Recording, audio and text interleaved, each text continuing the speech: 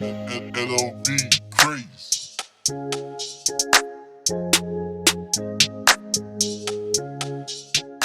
What is going on, people? Welcome back to another video.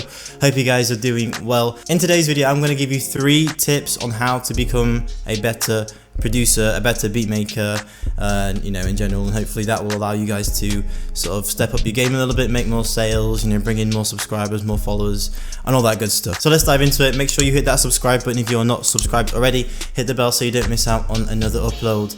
And yeah, let's kick things off with tip number 1, which is get good sounds. Okay, you hear a lot of producers talk about this when they get interviewed on sound selection and using decent sounds as opposed to trying to wing it with cheap sounds and then having to EQ them and compress them and add loads of effects to them. The problem is, the more processing you do on a sound, you're either going to take away from the sound or add to it. You're never going to keep it in the same sort of where it was when you first used it. And the problem with that is when you're using cheap sounds, 9 times out of 10 you're going to make it worse. Okay, and trust me, I've been there myself. I tried to get away with it using free kits and free samples and free stock sounds and that kind of stuff, and it just saves you so much more time investing a little bit of money up front, getting some good sounds, and being able to make better beats with them. So for example, if you were to use FL keys for a melody, in fact, let me give you a better example. If you were to use the same melody from one of Gunna's songs that's just blown up recently, like Baby Birkin, I think it's called Baby Birkin.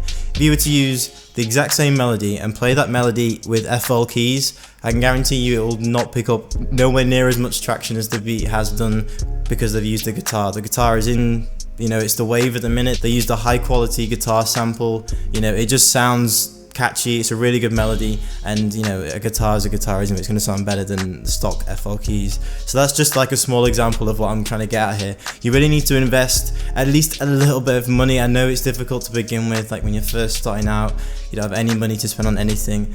But really, if you can just scrounge, even $20, you can pick up some really good VSTs for that. One of which is called Expand, and you've seen KBZ use it. I've seen Cash Money AP use it. I've seen, all the big time producers. They kind of delve into Expand sometimes, and I think it's like $15 or $20 or something stupid like that, and it's got thousands of presets, every sound you can think of, pianos, guitars, strings, literally everything.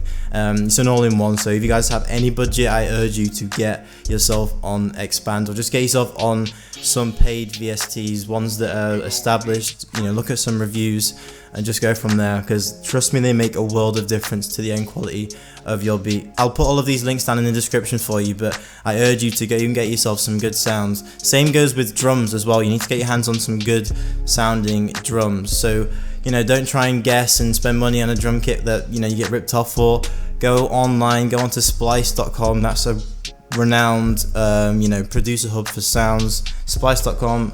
There's some good internet producers out there, like Internet Money. Nick Mira's got tons and tons of kits. So just go on there, get yourself a decent kit and get going with it. Okay, now tip number 2 is get yourself one of these. Get yourself one of these mics. I know this sounds a bit sort of like, not a lot of people really say this, but trust me, ever since I've bought this mic, I've barely ever got beat block. And the reason why is because you start off, you make a melody on FL Studio, you kind of get stuck, it doesn't sound very good, and then you just sort of give up with it, delete the beat, or don't save the beat and then you forget it. But if you can get your hands on a good condenser mic, it will change everything for you. Honestly, I can't tell you how many beats that I've just got really quick inspiration from, just from humming a melody, from beatboxing, just from doing little things here and there with my voice, and then you sort of layer and stack sounds on top of that to match it, later on whilst you're making the beat. And literally it takes seconds to do. You don't have to mess around in FL Studio trying to find the right key, the right scale, the right chords. You can literally just do it with your mouth and then replicate it later on, and it's honestly, it's really, really good. Again, budget wise, you can get cheap mics, you can get decent mics. I went kind of for the middle of the market and got this Blue Yeti blackout mic. It was like $120 or something like that, but this is like perfect for me. I'm so happy with this mic. You can get more expensive ones, and there's cheaper ones for like $70, $50. So if you have got, again, any budget, please make sure you invest in that. I can trust me, you spend $50 now and then you sell like 10 beats, you've made money on it anyway. And if that's the reason why you've made money, then it's a really good investment, okay? So get your hands on a decent mic. It's just really good for like added inspiration. If you ever, you know, stuck for something, you can just use your mouth to do it. I actually, the first time I made a beat using this was when I did a beat on, I recorded it, I did a video for this on my channel where I made a beat in the same style as Timbaland, where I, you know, made the beatbox with my mouth and then did the melody with my mouth and then added other things to it, and it just turned out so good. I'll give you a quick snippet of that beat now.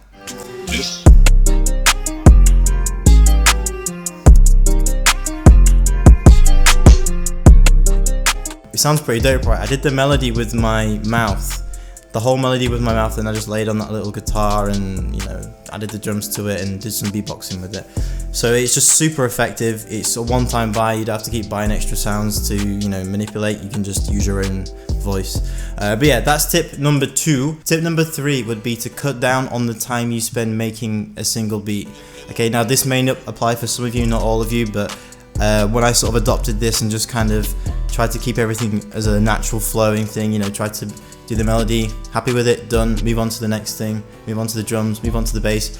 The more you can sort of be content with the melodies and be content with stuff, you know, early on. And I'm not just sort of saying this from personal experience, I'm sort of, you know, this is through research of other producers, and that's the reason why I started to do it as well. So you'll see, especially for a few of you guys who had just started out, and I've had these people reach out to me via DM and they ask me how long I spend on a beat, and literally I can spend between 15 to 20 minutes to an hour sometimes. It just depends on how many elements that I put in the beat. But the key thing is that don't dwell on certain parts of the beat, okay? So make the melody, you know, be confident in yourself that that's a really nice melody, and then you can start to build around it. These people that I speak to who reach out to me, they spend, you know, hours like perfecting every single part of the beat. And I use the term perfecting loosely because perfecting is really spending too much time on it, to be honest. It normally sounds better if you just lay something down and then keep adding new ideas to it until you end up with a beat that you're really happy with. It's really not worth spending like half an hour just making a melody. And the reason why is because you're gonna hear it that many times on loop that you're just gonna you know, your whole idea for the beat is just gonna get smudged and it's gonna get blurry, and you're just not gonna end up making a good beat in the end of it. And it's just more time that you're wasting. So that'll be my final tip, is just to spend less time agonizing over little details and just make the beat. Make a first idea, make the, you know, the ground foundations of the beat, and then if you're not happy with it later on, you can go in and add changes to it, or you can just discard that beat and start making a new one, you know, use that as like a warm-up beat or something. So yeah, that brings us to the end of the video. I hope you guys found some value from these little tips, and I know they're not sort of like tips that are, you know, going to get you sales and stuff, but these will indirectly get you sales. These are things that are sort of like fundamental. You need to have good sounds, you need to be, you know, coming up with new ideas. These are really good for making stuff like sound unique and personal to you, and then obviously being able to actually just crank beats out consistently and not get bogged down like through beats is just so useful. But yeah, give them a go, guys. Let me know what you guys think down in the comments. Let me know if there's anything else that you do to sort of improve, you know, your own sound, you know, on a regular basis. And yeah, I hope you guys enjoyed this one. Make sure you hit that subscribe button if you're not subscribed already. Hit the bell so you don't miss out on another upload, and I will see you guys next time.